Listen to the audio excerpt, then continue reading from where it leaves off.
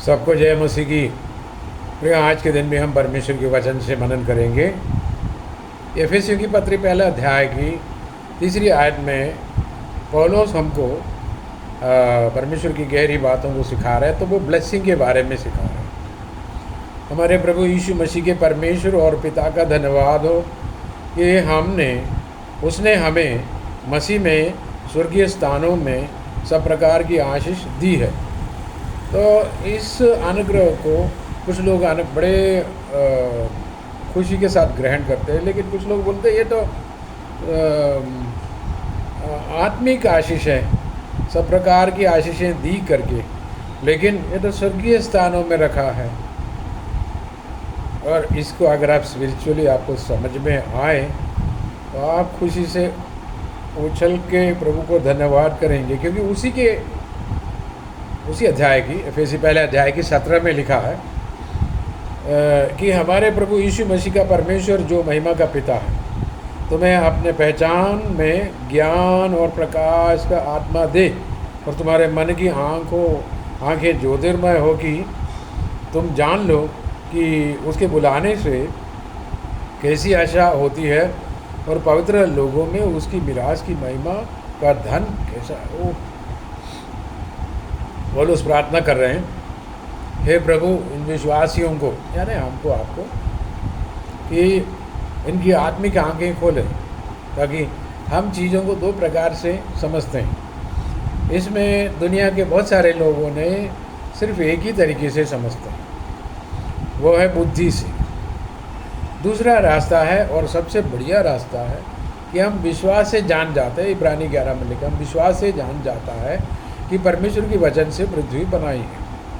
तो परमेश्वर ने अपने वचन से इस सारे पृथ्वी जो दिखाई पड़ता है सारे चीज़ों को बनाया, लेकिन हमको वो विश्वास से ही समझ में आता है। जिसमें विश्वास नहीं है वो तो बोलते हैं कि ये लाखों करोड़ों अरबों खरबों साल पहले बना था, उसके बाद ऐसा हुआ, उसके बाद ऐसा हुआ, उसके बाद कीड़ा मकोड़ा था, ये तो फिर बंदर बन गया, फिर उसमें से इंसान बन गया, कुछ भी बोलते हैं और अपने आप को ज्ञानी भी समझता है, क्योंकि वो केवल बुद्धि का इस्तेमाल करते हैं। लेकिन विश्वास आता कैसे? वचन सुनने से, गहराई से सुनने से, दिल से ग्रहण करने से विश्वास पैदा होता है। तो विश्वास है, हमको मालूम है, वचन के द्वारा हमको मालूम है परमेश्वर ने अपना वचन बोल के सारे पृथ्वी, सारे ये सूर्य चंद्रमा, सारी चीज़ें बनाया है। ये खुद व खुद बन के नहीं है। हाँ, बनी बनाई चीज़ों में खुद व खुद कुछ परिवर्तन होता है। जैसे बारिश हुई, जैसे हवा चली, जैसे ये तो इधर का मिट्टी उधर चला गया, उधर इस तरह की कुछ परिवर्तन होता है, वो तो ज़रूर है। तो पृथ्वी में बहुत सारा परिवर्तन हुआ, लेकिन बनाया परमेश्वर ने। सो अगर आप उस बात को वचन से समझने को तैयार है तो ये भी समझ लो, परमेश्वर ने आपके स्वर्ग की सारे अनुग्रह से मालामाल कर दिया है स्वर्गीय स्थानों में। इस बात को लेके पौलुस क्या कर रहा? स्वर्गीय पिता को धन्यवाद दे रहे। कैसे धन्यवाद दे रहे? यीशु मसीह के माध्यम से या यीशु मसीह के ज़रिए से। कि यीशु को बीच में क्यों लाता है? क्योंकि आसमान के नीचे पृथ्वी के ऊपर और कोई नाम नहीं, एकमात्र नाम है, वो यीशु का नाम है। वो बिछवाई भी करता है, हमारा प्रार्थना पिता के पास पहुंचता ही यीशु के वजह से, यीशु के ज़रिए से। और परमेश्वर पिता के सारी कृपा हम तक पहुंचते कैसे? यीशु के ज़रिए से, क्योंकि वो बीच में खड़ा है और बिछवाई करता है। तो परमेश्वर हमारा सब कुछ है। तो सारे ऊर्जा का स्रोत वही है, सारे अनुग्रह का मालिक वही है। तो चंगाई का स्रोत कैसे? वो एक स्पिरिचुअल ब्लेसिंग से स्टार्ट होता है। वो स्पिरिचुअल ब्लेसिंग क्या है? कि वो वचन में लिखा है, ऐसे या 53 उसकी 5 में से, उसकी मार खाने से हम चंगा हुआ। ये बात नए नियम में पहला पत्रस 2:24 में लिखा है कि उसकी मार खाने से हम चंगा हो चुके हैं।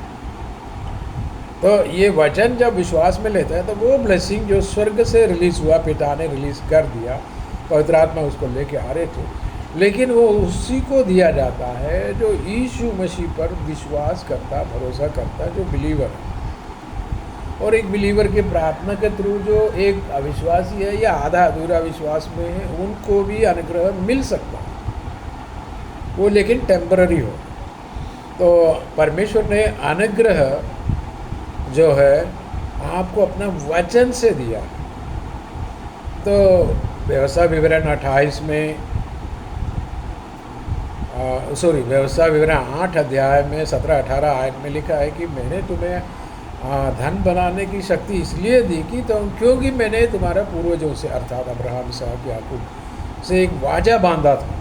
वाजा की वजह से, वो इसलिए नहीं कि हम कोई अच्छे हैं, हम तो बहुत बड़े पुण्य कर दिए हैं तो इसलिए तो लेकिन परमेश्वर ने ना अब्राहम को पैसा दिया, ना हमको दी, ना किसी को।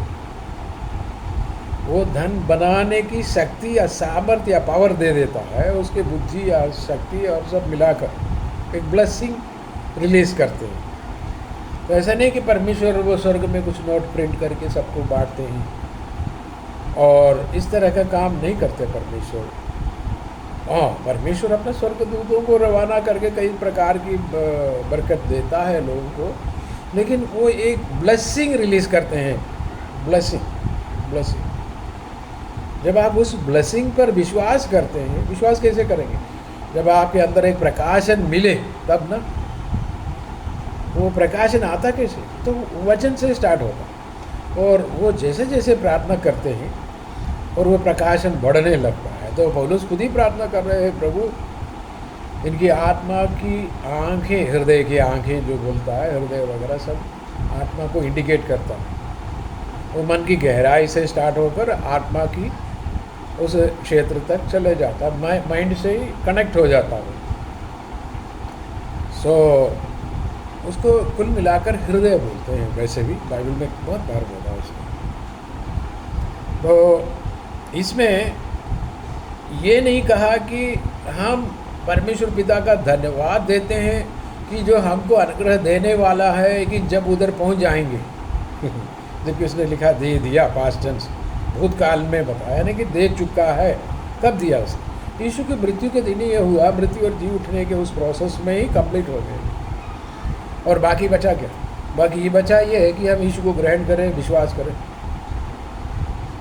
तो आपने ग्रहण कर लिया, अब क्या बचा? बस विश्वास करें, प्रभु ने जो कहा वो सही है। सो पौलुस आशीषित था, पतरस आशीषित था, ये लोग सब आशीष कैसे मिला इसको? क्योंकि अब्राहम को परमेश्वर ने वायदा किया, मैं तेरे कारण पृथ्वी के हर एक कुल लोगों को मैं आशीष दूंगा, एक एक जन को। लेकिन ये दिखाई नहीं पड़ता संसार में हर एक लोग आशीष पाए। जो कोई यीशु को ग्रहण करता है, क्योंकि वो परमेश्वर का एकमात्र संतान या अब्राहम का संतान भी कहा जाता है, वो यीशु है। एक्चुअली अब्राहम का संतान के रूप में हमें दिखाई पड़ता है इसहाक, तो लेकिन इसहाक एक ज़रिया है, याकूब एक ज़रिया है। ओरिजिनल सन वो तो यीशु है, जो वायदा किया गया तेरे संतान के थ्रू। उसमें पौलुस खुद ही बोलता संताने करके, प्लूरल, बहुवचन में नहीं बोलता, एक वचन, वो तो एक ही है, वो यीशु है। पर यीशु मसीह की मृत्यु या लहू की वजह से बहुत सारे बच्चे उत्पन्न हो। उस हम सब ऐसे, या 53 में साफ लिखा है, जो अपना संतान को देखकर तृप्त होंगे। कहाँ पे? कलवरी पर।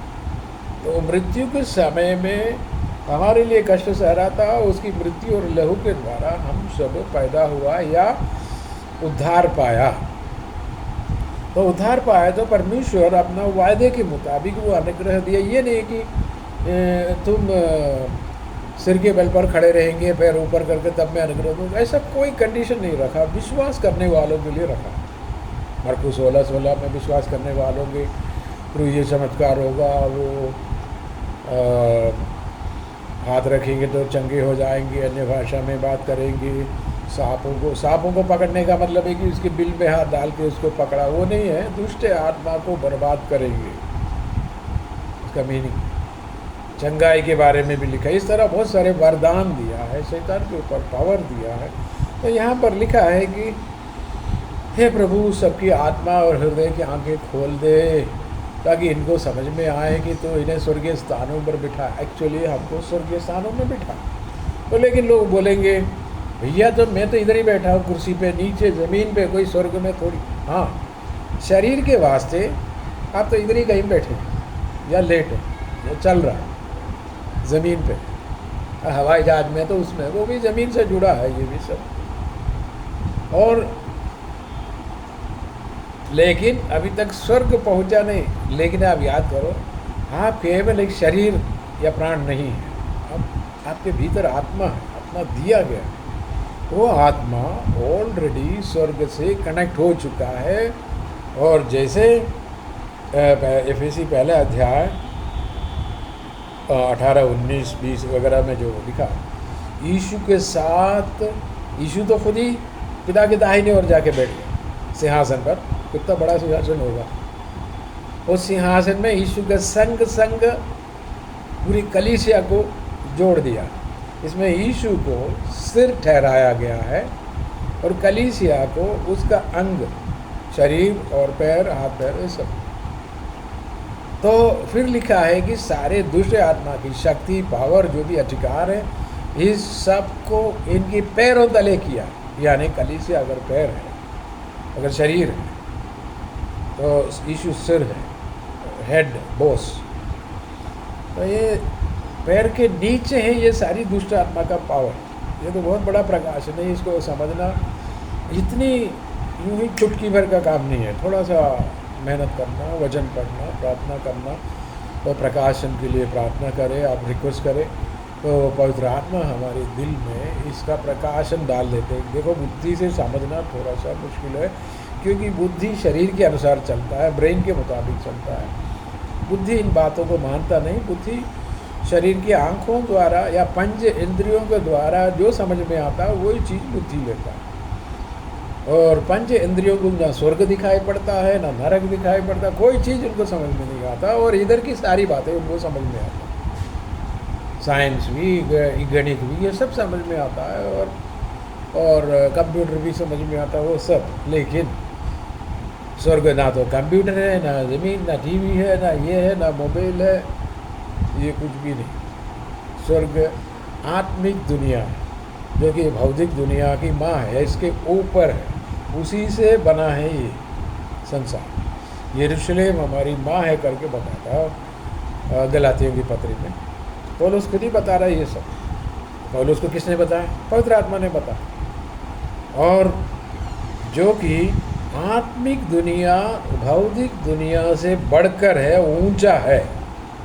तो सारे अनुग्रह आत्मिक दुनिया से स्टार्ट होता है। तो परमेश्वर पिता ने आत्मिक दुनिया का सारे अनुग्रह, वरदान और पवित्र आत्मा की सामर्थ्य से हम पर उंडेला है। वो आता यीशु की नाम से और यीशु की वजह से। यीशु की मृत्यु है इसका कारण, हमारे लिए उसको जान देना पड़ा और उसकी लहू से हमारा छुटकारा हुआ, जिसके लिए यीशु को अपने कुर्बानी देनी पड़ी। वही कारण है। यीशु है बीच का व्यक्ति। और अगर परमेश्वर जो कि आत्मा है, वो मनुष्यों से कांटेक्ट करना है, यीशु ही बीच में आता है। तो बोले यीशु तो 2000 साल पहले पैदा हुआ, तब भाई यीशु तो पुराना नियम में भी था। अब्राहम से मिलने आए थे, अब्राहम के घर में खाना खाए थे। और 2 स्वर्गदूतों को बाद में लूत के उधर गया, तो यीशु उधर गया नहीं। यीशु यानी परमेश्वर को तो वापस चला गया, अब्राहम से बात कर रहा था। ये सब आपने पढ़ा होगा। सो यीशु हमेशा रह चुका है, था, और केवल शरीर में आने में इतना साल का वेट करना था। तो प्रियो, यीशु के माध्यम से, और बाइबल में साफ लिखा, जगत की उत्पत्ति से पहले वध किया गया। जगत था ही नहीं, इस पृथ्वी तो बनी नहीं थी, तभी उसकी वध कैसे होता भाई? ये परमेश्वर है जो समय के ऊपर चलता है वो। तो इतना समझ ले कि यीशु की उस सैक्रिफाइस, कुर्बानी के कारण हम सबको छुटकारा मिला, नरक के बंधन से आज़ादी मिली। तो स्वर्ग की जो उस योजना के तहत आप भी उनके साथ जुड़ गया, यीशु के साथ। और पिता ने जो कि यीशु को एक्सेप्ट किया है, तो आपको भी एक्सेप्ट कर लिया और ये फ़ैसला किया, मैं अपने बेटे को, मैं पृथ्वी गया तो मेरे लिए जो मैंने कहा पूरा किया। तो मैं यीशु को जब आशीर्वाद देता हूँ, सबके ऊपर करता हूँ, तो मैं कलीसिया को भी साथ में ब्लेस करता हूँ। इसलिए उसने ब्लेस किया। जब कलीसिया को ब्लेस किया तो एक व्यक्ति के ऊपर भी वो ब्लेसिंग आ गया, जबकि वो अकेले आप ऑपरेट नहीं कर सकता, क्योंकि रोमी 8 में साफ लिखा है कि हम यीशु के संगी अधिकारी, सह अधिकारी, को एयर, साथ में ही होता है, ये जॉइंट अकाउंट है। तो ये अकेले अकेले में सारे स्वर्ग में से अनुग्रह लेके भागना, अपना मनमानी करना, ये होता नहीं। यीशु का संगी होता है, उसका भी साइन चाहिए। जो चेक में वो साइन करे, उसके बाद आप करें तो वो हो जाता। मतलब यीशु के ज़रिए से अनुग्रह आता है। तो प्रियो, मैं आपको ये बताना चाहता हूँ, ये अनुग्रह आपको बहुतायत से दी गई है। ये विश्वास से ही समझ में आता है, नहीं तो आप इधर उधर देखते रहें कि अनुग्रह कहाँ गया, तो चंगाई कहाँ है, वो ये है, पवित्र आत्मा का वरदान कहाँ, मेरे को कुछ नहीं मिला। ये सब ऑलरेडी आ गया है, आपका दिल में है, आपको दिखाई नहीं पड़ रहा। तो ये प्रार्थना है कि प्रभु इनको दिखाई दे। वो 2000 साल पुरानी प्रार्थना है, आज भी जारी है। और इसके बारे में और हम सीखेंगे, क्योंकि ये छोटी मोटी बात नहीं है, बहुत बड़े ब्लेसिंग। क्योंकि दुष्ट दुनिया में अनुग्रह के बगैर रहना मुश्किल है, और प्रभु ने इतना बड़ा अनुग्रह दी है, ये खबर आपको लग गई तो उसी में चलो, प्रभु से पूछो। वचन में एफेसियों की पत्री चाहे तो और 4 बार पढ़ो, और समझ में आता। तो प्रभु आपको और अनुग्रह दे।